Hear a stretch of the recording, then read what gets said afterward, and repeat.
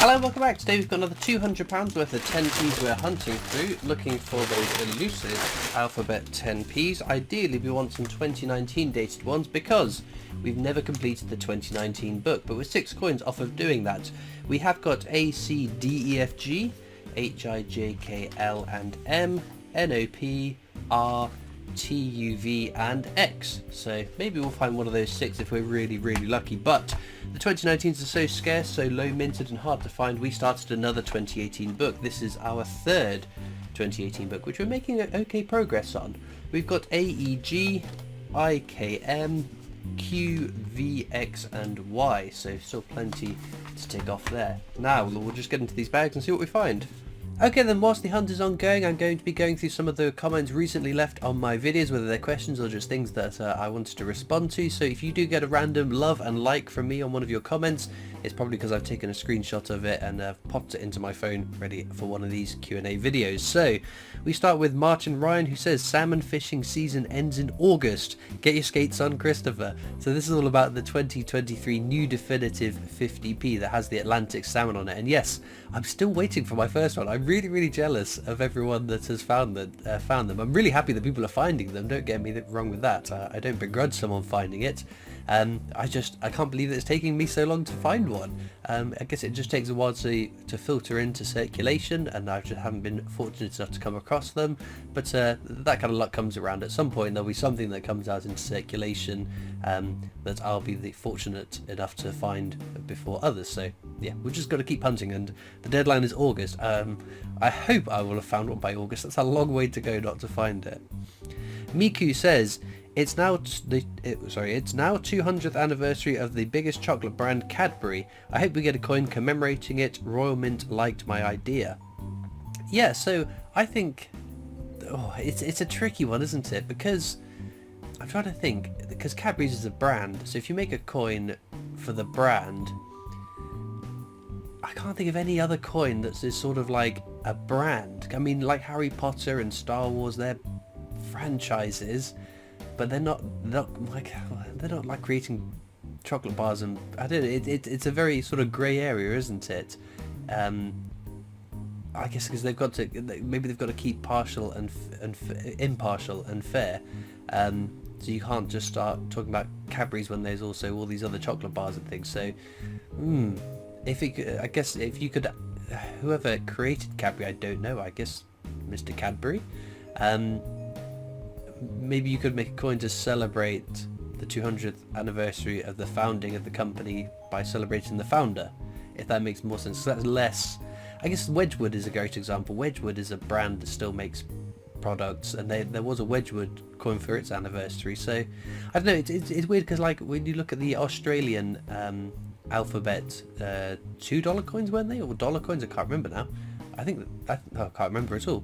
Anyway, there some of those were, some of them were they're like I can't think of anything off the top of my head. Like, it was Vegemite one, and again it's sort of like, oh, that's a brand. That's a bit, to put a current brand on your coins is a bit, I don't know, it doesn't feel right in a way. In the same way that when they first announced Star Wars coins, I was like, oh, that's a bit of a step out of the norm as to what they put on coins. I think again, if you just did Cadbury's as in the current chocolate bars, it would be a bit of a weird step for the mint. But it's definitely, Cadbury's is a great British brand, although it's now owned by Americans. It's tipped by Kraft. So anyway, I won't muddy the water anymore. Let us know in the comments what would you think about Cadbury's commemorative coin.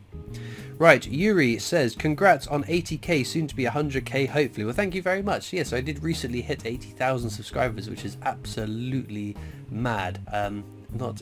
When I first started making these videos, it wasn't even, I couldn't predict getting anywhere near 80,000. I thought I'd be lucky to get 100, very lucky if I got to 1,000, and here we are, north of 80,000, which is very cool. 100,000, it would be lovely to achieve that, but I don't think we'll get there within the next couple of years or so. It's slow going, but I'm more than happy, overwhelmed with the amount of subscribers I have already. So whether we hit 100k or not, it doesn't matter really, does it?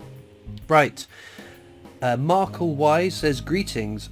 what is the story on how you and Gracie connected? So Gracie, who I make the Unhuntables videos with, usually on a fortnightly basis, although sometimes if other things crop up, they're a bit later than that.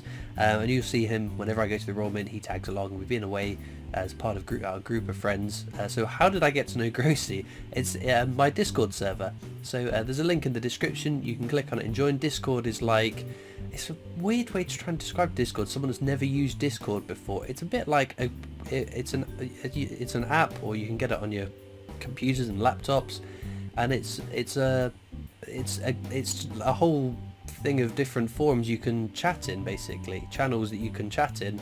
And there's also a voice channel, so you can go on there and talk like through your microphone to people, and it's free for anyone to join and come along. And I tend to spend quite a bit of time in there in the evenings, and I've got to know some of the regular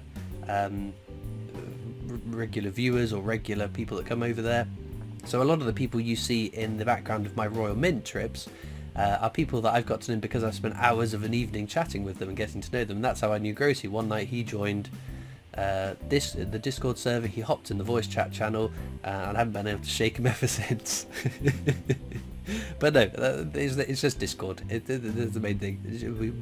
He was one of the whole group of people, and like with everything, you have a group of people and some of them slip off and we aren't seen for ages, and then new people come on, and it's constantly churning new people, and it's quite a fun place to get to know people and talk. Well, we talk about coins sometimes on there as well. Right, Tony M says, what's the rarest £2 coin? Right, tricky question to answer for a number of reasons. So it's easy to say Northern Ireland £2 coin for the Commonwealth Games from 2002 is the rarest circulating commemorative £2 coin. There are other £2 coins that have a lower mintage, so like the Isle of Man Tosha Cap springs to mind. There's those trial £2 coins that were made in 94, I think it was. There's all the non-circulating NIFC commemoratives that come out ever since the Great Fire of London. None of the commemoratives got into circulation, so there will be less of many of those minted than worth the rarest circulating ones. So it's a hard question to answer, but I guess your question is, in circulation of coins you should be able to find what's the rarest. It's the Commonwealth Games Northern Ireland. Robert Pierce says, hello Christopher, I have got a couple of things for you. We never seem to get to see that you've actually signed the Benjamin Bunny 50p coins going back out in the wild. I've just seen a video that says the wheelchair rugby 50p was designed by a member of the public. Is this the case? Were they all designed by members of the public? Thanks. So the 29 Olympic Games, Olympic and Paralympic Games coins released in 2011 were indeed designed by members of the public. It was an open public competition. You could submit a design for one, you could submit a design for all of them, with the exception of the athletics one, which was left for Blue Peter to run a competition for a winner to be picked of. I believe there was one person, was it Jonathan Oliphey? And I think he did the Olympic gymnastics, and I can't remember what the second one was. He designed he submitted a number of different designs, and two of his designs were picked, which is kind of cool. And someone who's then gone on to design coins for the Royal Mint too. These open public competitions don't happen all that often. The last one was for the design on what was then the new pound coin that was released in circulation in 2017. Was that Dan Pearce won that? But other than that, it's been a long time since we had an open public competition. But you're right, all of the Olympics were designed by members of the public, and I think that's awesome, and I wish the Royal Mint would do another competition. Regarding the Benjamin Bunnies, I don't always remember to do it in the video, but I have my little ramekin that had a lovely chocolatey dessert in it, where I put all of my Benjamin Bunnies ready to be signed. If I've forgotten to do them before the end of the video, they get popped in there, and as I'm bagging the coins up to go back into circulation, I split them up so that there's an even amount across the different bags that I'm paying in. So sometimes I forget to sign them before I wrap up the video, and that's probably why you haven't seen it happening for a while. Right, Jane Salisbury says, did you get to see the gold Savonic, I can't remember how you better say that now, coin recently auctioned by your company. Oh man, fabulous, what a beauty. And not only did I get to see that coin, I got to handle the coin and I got to use it in a video. I spent quite a bit of time with that coin. It's a very, very cool coin. I can't remember how you pronounce Savonake. I think that's how you pronounce it, because I remember having to ask one of my colleagues who deals with the older era of coins more than I do. I'm much more the modern sort of coin person in the company, whereas one of my other colleagues is much better and well versed with older ancient coins. So I did check with him how I pronounced it, so I made sure I got it right for the video. What was cool about that coin was that it was a coin minted in Wiltshire. It was found in Wiltshire, near where we are based, and it has been sold by a buyer in Wiltshire, so staying in Wiltshire, which is quite cool. So it's a lovely, rare, local coin, staying local, found local.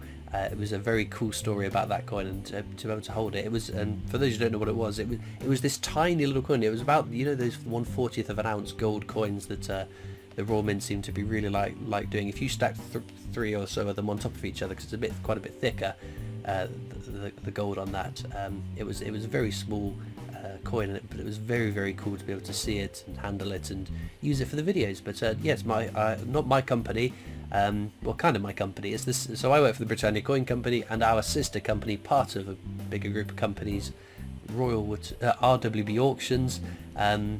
They sold it quite recently in a coin auction. They have a coin auction coming up in May, so hopefully there's going to be a whole bunch of very, very cool coins. So if you haven't already checked out RWB Auctions, you can watch their auctions either online or you can come in person. They do quite regular ones. There's generally some coins in them, so we can supply lots of coins for them. We get lots of people coming in to consign coins to the auction. So if you haven't already checked out their auction site, then go and have a look. But that being said, though, it's time to get back to the coins.